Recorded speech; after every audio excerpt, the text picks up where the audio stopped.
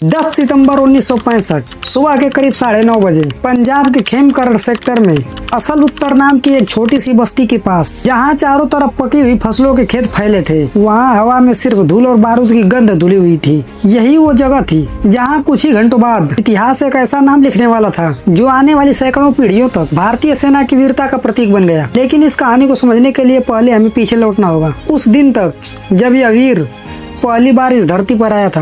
1 जुलाई 1933 गाजीपुर जिले के धामपुर गांव में एक साधारण किसान परिवार में इस बालक का जन्म हुआ। उसका नाम रखा गया अब्दुल हमीद। गंगा के किनारे बसे इस गांव की मिट्टी में मेहनत और सच्चाई गहराई से बसी थी।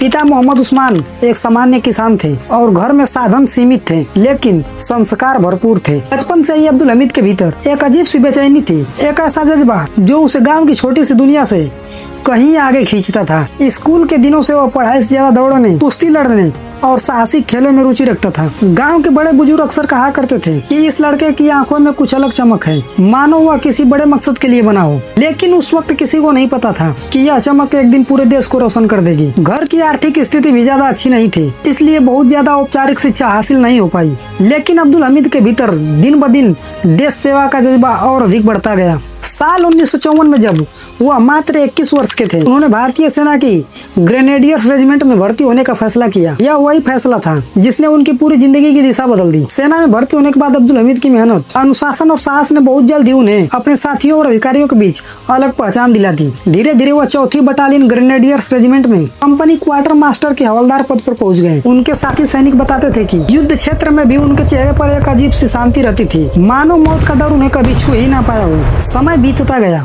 और 1965 का वो मनहूस साल आया जब पाकिस्तान ने कश्मीर में घुसपैठ शुरू की और धीरे धीरे यह टकराव एक पूर्ण युद्ध में बदल गया। पाकिस्तानी सेना की रणनीति साफ थी, वे पंजाब के रास्ते भारत के भीतर गहराई तक घुसकर अमृतसर तक पहुंचना चाहते थे और इसके लिए उन्होंने अपने सबसे शक्तिशाली टैंक बटालियनों को आगे बढ़ाया। पाकिस्तान के पास अमेरिका से मिले अत्याधुनिक पैटर्न टैंक थे, जिन्हें उस दौर में लगभग अजेय माना जाता था।